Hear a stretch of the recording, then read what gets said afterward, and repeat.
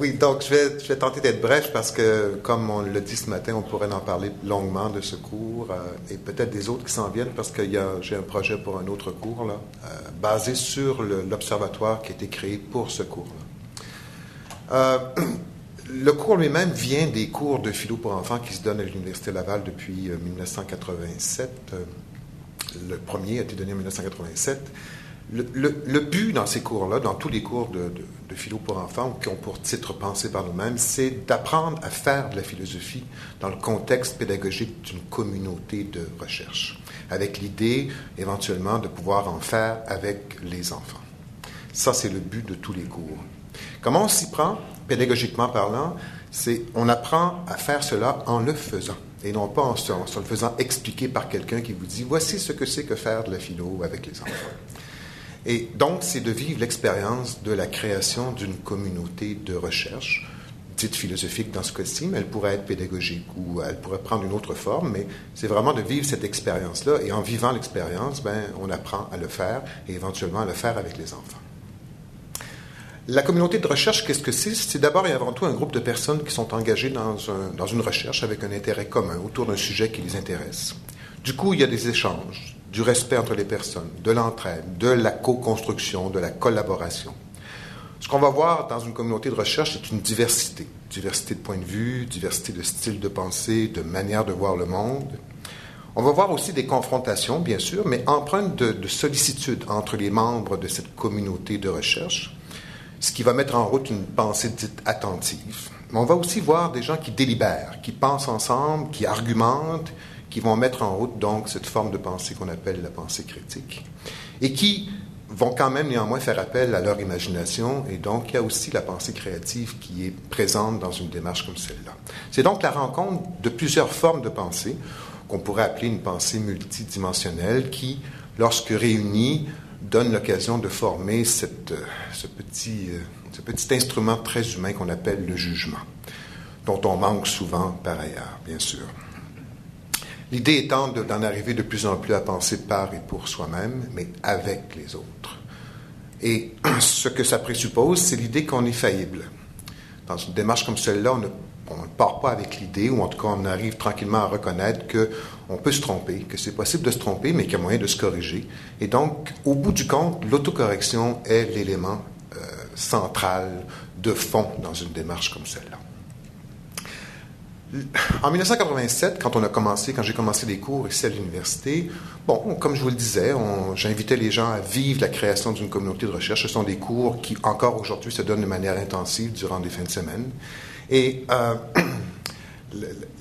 l'observation en tant que telle de cette activité est apparue en 1996, un peu de manière, comment je pourrais dire, ad hoc, là, parce que mon doyen à l'époque a dit, Michel, écoute, on avait la possibilité de donner des étudiants autour de 25 ou 30 par groupe. À partir de maintenant, c'est 45. Tu n'as pas le choix. Enfin, je venais d'être engagé comme prof à ce moment-là. Et comme la première étape, là, où est-ce qu'il faut absolument que tu dises oui à tout. Alors, j'ai comme pas eu le choix. Et du coup, on m'a dit, écoute, c'est 45 maintenant. Et moi, je voulais surtout pas me retrouver dans un modèle d'enseignement où est-ce qu'il y a un enseignement magistral où on explique aux gens ce que c'est que de faire la chose. Je voulais continuer à leur faire vivre l'expérience. C'est là qu'est apparue l'idée de créer des observateurs qui diminuaient le groupe, évidemment. C'était une des conséquences. Ça pouvait diminuer le nombre de personnes qui travaillaient à la création de la communauté de recherche parce qu'il y avait toujours un nombre X de ces étudiants-là qui observaient les autres en train de le faire. Mais je me suis rendu compte qu'en introduisant la dimension de l'observation dans les cours en tant que telle, ça donnait l'occasion aux étudiants de prendre du recul par rapport à cette expérience qu'ils étaient en train de vivre. Ça donnait aussi l'occasion de centrer l'attention sur le processus même de la création d'une communauté de recherche. Et ça leur donnait l'occasion d'évaluer la qualité du processus qui était en jeu. Sauf que, et puis de nommer les composantes aussi qui intervenaient. Sauf qu'en 2001, on est arrivé quand même à un constat qui était déjà là bien avant, là, mais il y avait un manque, c'est que tout ça c'était bien beau, mais il n'y avait pas d'enfants. On n'a jamais amené d'enfants sur le campus pour montrer aux autres ce que les enfants étaient en train de faire lorsqu'ils font de la philosophie. Et j'avais quelques vidéos, mais filmé un peu comme ça, là, si bien que ça bougeait de partout. On avait plutôt mal au cœur en regardant les vidéos qu'autre chose. Et donc, je me suis dit, peut-être qu'on pourrait éventuellement introduire une activité d'observation des enfants en train de vivre cette chose, en 2001. Et là est née l'idée d'un cours télévisé. Où est-ce qu'on pourrait voir des enfants en train de vivre l'expérience de la création d'une communauté de recherche philosophique à l'école. Présenter les principes, du coup, bien sûr, dans le cadre de ce cours télévisé, montrer les enfants en train de vivre la création d'une communauté de recherche, et ça a conduit à la création d'une série documentaire de 13 émissions qu'on peut voir encore à Canal Savoir aujourd'hui, et qui est aussi sur un DVD qu'on peut se procurer là, à la librairie Zone, qui a pour titre Des enfants philosophes, dans lequel, bon, il y a 13 émissions, on voit des enseignants, des experts, des enfants, non seulement vivre la chose, mais venir parler de leur expérience, de ce que c'est que pratiquer la philosophie à l'école. Sauf que je trouvais que ce n'était pas suffisant de faire cela. Pourquoi? Parce que derrière une telle façon de présenter les choses, au fond, j'avais l'impression, encore une fois, qu'on se retrouvait avec un modèle standard d'une pratique classique d'enseignement, c'est-à-dire où est-ce qu'on a, au fond, des conférences, des gens qui viennent expliquer aux autres ce que c'est que faire le philo. On a, encore une fois, un étudiant qui écoute à la télé, qui écoute une émission pendant 30 minutes, puis qui se fait dire par des experts, ou qui voit des enfants, bien sûr, mais qui se fait dire par des experts ce que c'est que la philo pour enfants et tout ça.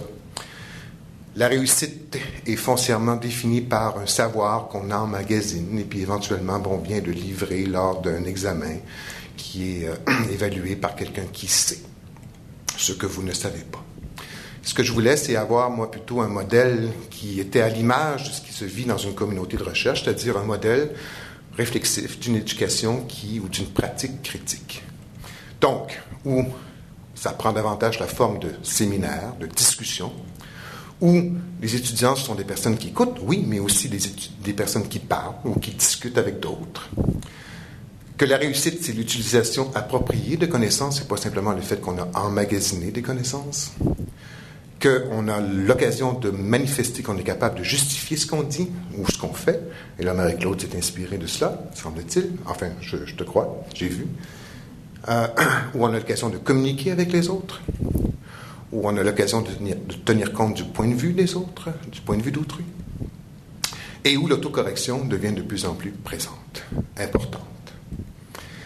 Et donc, est née l'idée, non pas simplement d'une série télévisée, d'un cours télévisé, mais d'un cours sur l'observation en philosophie pour les enfants, où, à la série télévisée qui présente les principes, qui montre des enfants, la série documentaire, s'est ajoutée des activités d'apprentissage en ligne sur Internet qui, c'est ce qu'on souhaitait, permettrait de conserver la pédagogie même qui est en jeu dans une communauté de recherche.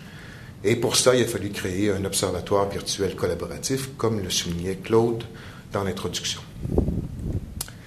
L'observatoire virtuel collaboratif, c'est un peu une sorte de petit pavillon virtuel, imaginez-le comme ça, qui coûte beaucoup moins cher qu'un pavillon réel, en passant, qui a quelques locaux à l'intérieur. Il y a le local qui s'appelle l'accueil, l'autre l'observatoire, un autre qui s'appelle la bibliothèque, le secrétariat, la vidéothèque, l'agora. C'est sur 2 étages, mais ça aurait pu être sur un seul et même étage, sauf que c'était plus facile de le présenter ainsi. Et chacun de ces locaux contient des éléments particuliers qui peuvent aider l'étudiant à franchir le cours, étape par étape, module par module. L'accueil, au moment où on y entre, ça donne l'occasion aux étudiants bon, d'abord, il y a un petit mot de bienvenue, le bonjour. Ça a été, depuis le temps, modifié. C'est maintenant un petit vidéo, là, il y a quelqu'un qui vient dire « Bonjour, ça va bien, voici aujourd'hui, cette semaine, vous aurez l'occasion de... » Vous avez une feuille de route. Je ne sais pas est-ce que le pointeur fonctionne? Oui, c'est ça. Vous avez une feuille de route qui indique clairement aux étudiants ce qu'ils devront faire durant le module, qui dure habituellement une semaine. Et puis un message du tuteur qui était à l'entrée même de ce site-là de l'OVC. L'observatoire, l'autre local... L'observatoire, c'est l'endroit vraiment où se font à peu près toutes les activités là, essentielles d'apprentissage. C'est là où ils ont l'occasion d'observer les différentes vidéos d'enfants qui ont été tournées, parce qu'on a tourné 80 heures à peu près là, pour la série documentaire, et on a pris l'ensemble des vidéos qui ont été tournées pour la série documentaire, on les a mis dans l'Observatoire. C'est l'occasion de commenter aussi l'ensemble de ces vidéos-là, commentaires qui seront évidemment rendus publics. Là. À chaque fois que vous écrivez sur ce site, peu importe ce que vous écrivez et que vous pesez sur enregistrer ou enter, ça devient public pour tout le monde, c'est signé, c'est daté à chaque fois. Vous pouvez lire évidemment les commentaires de tous les autres étudiants qui ont pris le temps de commenter les vidéos. Et surtout, vous devez, semaine après semaine, module après module, juger de la présence ou non de certains éléments qui ont été imposés. Par exemple, ici, l'élément c'est contredire, que vous trouvez, je ne sais pas si vous le voyez en bas, là, c'est marqué séquence. L'élément qui est à observer ou à reconnaître durant la semaine, c'est l'élément contredire. Est-ce que les enfants se contredisent les uns les autres dans la séquence?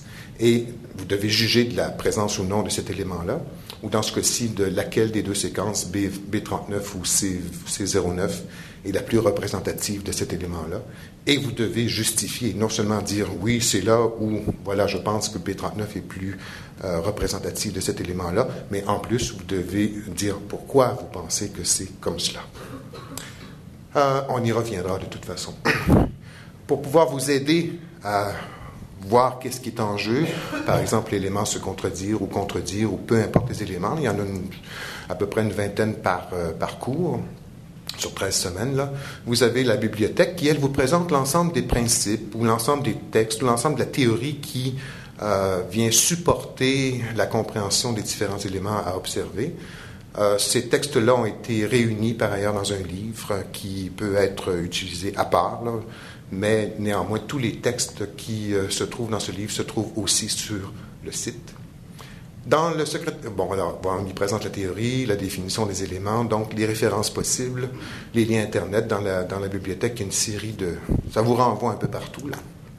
Et aussi la possibilité de commenter tous les textes, parce que tous les étudiants peuvent, à tout moment, au bas de cette page-là, il y a une fonction qui s'appelle « Commentaire sur le texte ». Vous cliquez dessus et ça vous permet de commenter le texte éventuellement.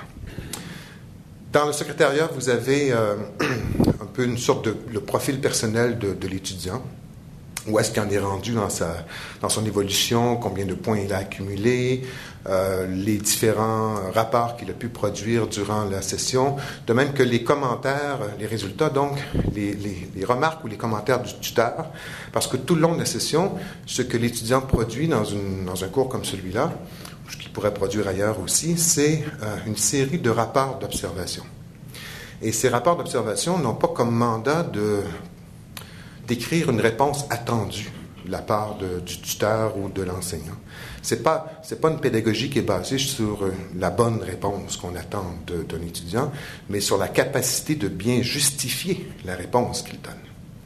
Et cette justification qui doit faire intervenir des définitions correctement déployées, de même qu'une argumentation qui convient et tout, elle est, elle, évaluée. Pas la réponse, mais l'argumentation, la justification, elle est, elle, évaluée par le tuteur. Et à chaque semaine, le tuteur lit chacune des justifications qui ont été écrites par les étudiants, les commente et même donne une note en fonction de la plus ou moins grande qualité de ces justifications. La vidéothèque, un autre des locaux de l'OVC, elle contient en fait, c'est comme un immense moteur de recherche qui contient, dans ce cas-ci, 140 séquences qui ont été analysées seconde par seconde ou minute par minute. 140 séquences qui totalisent à peu près une douzaine d'heures. Et ça donne l'occasion aux étudiants qui ont à examiner une séquence dans l'observatoire à chaque semaine, avec un élément en particulier, ça leur donne l'occasion d'aller voir d'autres séquences qui contiennent cet élément-là à titre d'exemple possible, pour pouvoir s'inspirer pour éventuellement lire ou écrire ce qu'ils ont à écrire comme justification. Voilà. Et l'Agora, tout ce qui est écrit comme commentaire, comme justification, commentaires sur les textes, par exemple, ou commentaires sur les justifications même des pairs, parce qu'on peut toujours écrire un commentaire sur la justification qu'un de tes étudiants collègues a pu écrire. toutes ces justifications-là ou ces commentaires-là sont réunis dans la section qui s'appelle Agora, qui, si on avait... Tiens, Agora est en AGORA. Si on avait le 50 000 dont on parlait tout à l'heure ce matin, là, si jamais on a un autre 50 000, on referait l'Agora au complet. N'est-ce pas, Claude? Tu es d'accord? Mais bon, voilà.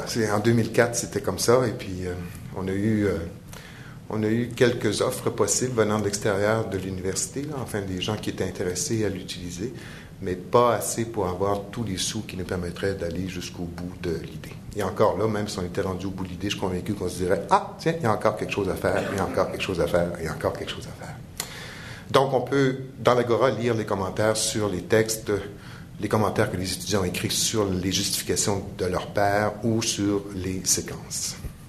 Et on peut même écrire à nouveau des commentaires dans l'Agora directement, sur les commentaires que les gens ont pu écrire. Voilà. Alors, pour l'essentiel, je ne vous parlerai pas de l'ensemble des activités d'apprentissage qui se jouent ici, parce qu'il y en a un certain nombre. Je vais me concentrer sur deux types d'activités d'apprentissage, un rapport initial et un rapport révisé, qui, je pense, va vous donner l'occasion de saisir un peu l'essentiel de ce qui est en jeu lorsqu'il s'agit de mettre en route la pensée critique et surtout l'envie de se corriger si on estime qu'il y a peut-être quelque chose qu'on pourrait faire de mieux la prochaine fois. En passant, la pensée critique, pour moi, ne se définit pas comme étant la capacité de critiquer ce que les autres ont fait, mais davantage de se critiquer soi-même. Sinon, ça donne des gens critiqueux. Bon, alors, activité d'apprentissage, rapport initial. Qu'est-ce qu'on demande à l'étudiant dans un rapport initial? Il y a une séquence, comme vous avez pu le voir avant. Et puis, on lui dit, dans ce cas-ci, par exemple, vous avez 3 éléments, clarifier, entraide, méthodologie. Si l'étudiant clique sur l'un ou l'autre de ces mots-là, ça leur envoie un texte explicatif sur qu'est-ce que ça veut dire clarifier, qu'est-ce que ça veut dire l'entraide entre les enfants, qu'est-ce que ça veut dire la méthodologie, bon, tout ça. Et là, on lui demande, dans la séquence B20, par exemple, est-ce que cet élément-là clarifié est présent, oui ou non? Est-ce que l'élément entraide est présent, oui ou non? Et ainsi de suite, pour à la fois la séquence B20 et la séquence C04. B ou C04, ici, là, B, c'est les enfants du 2e cycle au primaire, et C, ce sont les enfants du 3e cycle au primaire. Alors, supposons que quelqu'un, regardant la séquence, ayant cliqué sur B20, regardant la séquence, estime effectivement que, oui, c'est présent, l'élément clarifié. Alors, en mettant son petit crochet, apparaît la fenêtre en bas, qui l'oblige, mais vraiment littéralement, à justifier son point de vue. Il ne peut pas soumettre son rapport simplement en disant « oui, j'ai vu ça ». Il faut nécessairement qu'il écrive, d'ailleurs c'est marqué, vous devez écrire au moins 20 caractères ici, sinon vous ne pourrez rien mettre. Alors je considère que l'élément entraide est présent ou l'élément clarifie, peu importe là, dans ce cas-ci. Alors je considère que cet élément-là est présent dans la séquence B20. Et voici ma justification. Et là, il pèse sur enregistrer. Et en pesant sur enregistrer, tout ce qu'il vient d'écrire est du coup rendu public aux yeux de tous les autres étudiants. Et évidemment, lui aussi ou elle aussi a accès à toutes les autres justifications que les étudiants auraient pu écrire. Et du coup, il peut aller voir justement ces justifications qui ont été écrites par tous les autres étudiants en faisant une recherche de justification. Par exemple, pour le rapport initial, dans le module 5, il peut aller voir, par exemple, que, il y a 34 personnes, là, pour l'instant, non, il y a 134, c'est pour l'ensemble. Bon, pour l'élément raison, par exemple, il y a Annie Bouliane, dans son rapport du 9 février 2006, qui a écrit ceci. Voici la justification. Et ça peut donc l'inspirer pour écrire sa propre justification. Vous voyez que l'idée n'est pas tellement d'avoir une réponse, mais de pouvoir travailler avec les autres à la lumière de ce que les autres ont pu dire et ce que vous-même vous pouvez donner aux autres pour pouvoir s'aider, s'entraider mutuellement à justifier de plus en plus clairement ce qu'on estime être présent ou pas dans une séquence. La semaine suivante, module suivant, la personne revient et elle a un rapport révisé à faire à ce moment-là. Qu'est-ce que c'est un rapport révisé? Ce sont les mêmes séquences qui étaient en jeu, les mêmes éléments, mais là avec, comme Marie-Claude l'a évoqué tout à l'heure, un pourcentage qui est associé à chacune des réponses qui ont été données. Ce pourcentage, dans ce cas-ci, par exemple, c'est... il y a 56% des gens qui suivent le cours, comme par exemple actuellement, ils sont 80 à suivre le cours. Il y a 56%, ou 78, il y a 56% des gens qui estiment effectivement que l'élément clarifié est présent dans la séquence B20. Toi-même, tu estimais que c'était présent dans la séquence B20. Tu fais donc partie de la majorité des gens. Si tu veux, tu peux changer ton point de vue. Tu pourrais le reconsidérer, mais tu n'es pas forcé de le faire parce que tu fais partie de la majorité des gens. Ça ne veut pas dire que la majorité a raison, on s'entend. C'était là un des éléments qu'on se donnait. Cependant, ici, pour la séquence C04, il y a seulement 22% des gens qui pensent que pour l'élément entraide, l'élément est présent. Toi, tu estimais que c'était présent, donc tu es dans la minorité. Et du coup, il y a un rectangle bleu qui entoure cet élément-là avec la séquence C04. Et là, tu es obligé de revoir ton jugement. Par obligé, ça ne veut pas dire qu'il faut que tu le changes, mais prends le temps de reconsidérer ce que les autres ont pu dire pour essayer de voir si tu maintiens ou non ton jugement. Donc, c'est une invitation à l'autocorrection, pas une obligation, mais une invitation. Une invitation à repenser un peu ce que tu as pu dire à la lumière de ce que... Puis ce qu'on voit, c'est qu'il y a des gens qui effectivement changent d'idée, étant donné ce que, et là, on les voit justifier différemment, ou d'autres qui ne changent pas d'idée, qui considèrent que même s'il y en a juste 22% qui estimaient que c'était présent, effectivement, c'était présent pour telle et telle et telle et telle et telle raison. Alors... Et du coup, encore une fois, ils peuvent rechercher les justifications de tout ce qui a été écrit par les autres, là, puis aller voir. Puis même, ils sont obligés, lorsque dans un rapport révisé, de faire intervenir ce que d'autres ont pu dire dans leur justification. Je vais laisser tomber les commentaires. En conclusion, quelques présupposés qu'il y a derrière ce cours. Le premier, c'est que si on veut expliquer quelque chose, si on veut le comprendre, un bon point de départ, c'est l'observation. Même en philosophie. Le savoir, dans ce cas-ci, on le voit, ce n'est pas quelque chose qui est fondé sur la certitude, mais davantage sur l'incertitude. Les questions qu'on se pose dans un cours comme celui-là sont aussi importantes que les réponses qu'on peut donner. Le troisième, je l'évoquais en début, mais j'y reviens, on est des êtres faillibles. Et donc, l'autocorrection est une valeur fondamentale dans ce cours et je pense qu'elle devrait être une valeur fondamentale en éducation aussi, au primaire comme à l'université, que ce soit pour les étudiants ou pour les profs.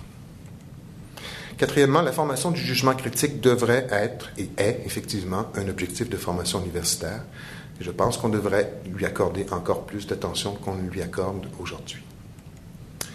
La pensée réflexive est définie ici comme étant un dialogue avec soi-même. Apprendre à penser de façon réflexive, c'est apprendre à penser en dialogue.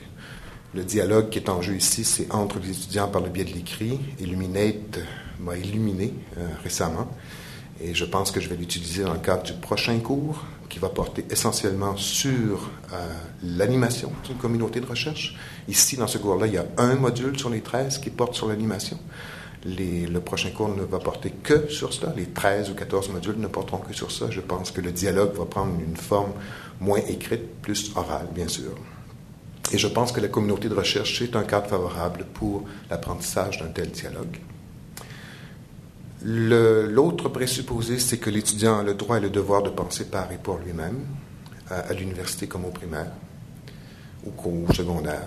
Que ça devrait être une tâche qu'on doit se donner comme enseignant, comme prof. Septième, l'objectivité est vue ici comme étant le résultat de l'intersubjectivité. C'est la rencontre des différents points de vue qui permet peu à peu de construire une certaine objectivité. Il n'y a pas une vérité d'en haut qui descend vers le bas, mais davantage une vérité qui émerge entre nous, suite à la discussion qu'on peut avoir. Et le huitième, l'avant-dernier, la confrontation délibérative, c'est préférable au débat.